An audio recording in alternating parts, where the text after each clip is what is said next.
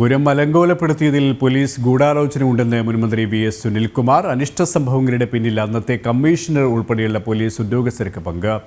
അന്വേഷണ റിപ്പോർട്ട് സർക്കാർ പുറത്തുവിടണമെന്നും സുനിൽകുമാർ. എന്നാൽ അജിത് കുമാറിന് അതിൽ പങ്കുണ്ടോ എന്നറിയില്ല എന്നും സുനിൽകുമാർ കൂട്ടിച്ചേർത്തു.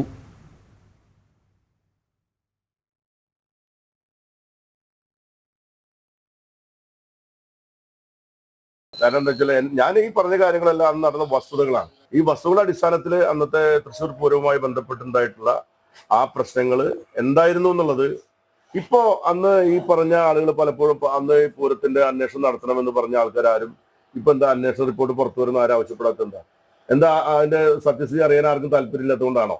അപ്പൊ സത്യസ്ഥിതി പുറത്തു വരട്ടെ. അപ്പൊ നിങ്ങൾ ഈ പറഞ്ഞ ഇപ്പൊ ഉന്നയിക്കപ്പെട്ട ആരോപണങ്ങൾ ശരിയുണ്ടോ അല്ലെങ്കിൽ തെറ്റുണ്ടോ എന്നൊക്കെ അപ്പോഴെല്ലാം അറിയാൻ പറ്റുള്ളൂ.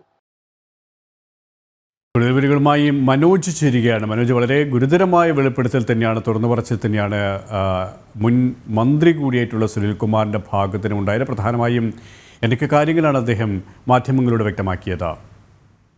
KP, തൃശൂർ പൂരം അലങ്കോലപ്പെടുത്തിയതിൽ പോലീസ് ഗൂഢാലോചന ഉണ്ടായിരുന്നു എന്ന് തന്നെയാണ് VS സുനിൽകുമാർ വ്യക്തമാക്കുന്നത്. നേരത്തെ തന്നെ പറഞ്ഞിരുന്നു.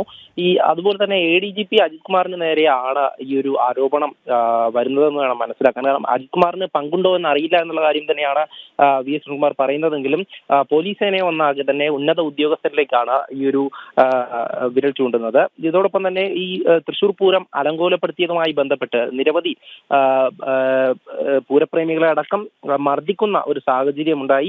അത്തരത്തിൽ പലതരത്തിലുള്ള അനിഷ്ട സംഭവങ്ങളും നടന്നതിൽ പോലീസിന്റെ ഗൂഢാലോചന ഉണ്ടായിരുന്നു. പോലീസിന്റെ ഉന്നത ഉദ്യോഗസ്ഥർ ഇതിൽ ഇടപെട്ടിട്ടുണ്ട് എന്നുള്ള കാര്യം തന്നെയാണ്.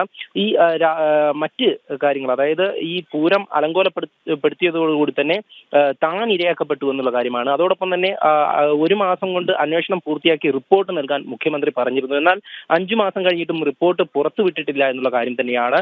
പൂരം കലക്കിയതുമായി ബന്ധപ്പെട്ട അന്വേഷണ റിപ്പോർട്ട് സർക്കാർ പുറത്തുവിടണമെന്ന് തന്നെയാണ് ഈ മുൻ മന്ത്രി കൂടിയായിട്ടുള്ള VS സുനിൽകുമാർ ആവശ്യപ്പെടുന്നത്. അനിഷ്ട സംഭവങ്ങളുടെ പിന്നിൽ അന്നത്തെ കമ്മീഷണർ ഉൾപ്പെടെയുള്ള പോലീസ് ഉദ്യോഗസ്ഥർക്ക് പങ്കുണ്ട്. ഇതിൽ മറ്റൊരു കാര്യം, ആ ഒരു സമയത്ത് തന്നെ ADGP MR അജിത് കുമാർ ഉൾപ്പെടെ ക്യാമ്പ് ചെയ്തുകൊണ്ട് ക്രമസമാധാന ചുമതലയുള്ള ഉദ്യോഗസ്ഥർ ഉൾപ്പെടെ ഈ ക്യാമ്പ് ചെയ്തുകൊണ്ടാണ് ഈ ഒരു പൂരത്തിന്റെ കാര്യങ്ങളൊക്കെ നടത്തിയിരുന്നത്. എന്നാൽ ഇതിൽ പോലീസ് അധികമായി എല്ലാ കാര്യത്തിലും ഇടപെട്ടു. പല തരത്തിൽ ബുദ്ധിമുട്ടുകൾ ഉണ്ടാക്കി, പല ചടങ്ങുകൾക്ക് ഭംഗം വരുത്തി, വെടിക്കെട്ട് ഉൾപ്പെടെ പകുതിയിൽ നിർത്തേണ്ട സാഹചര്യമുണ്ടായി.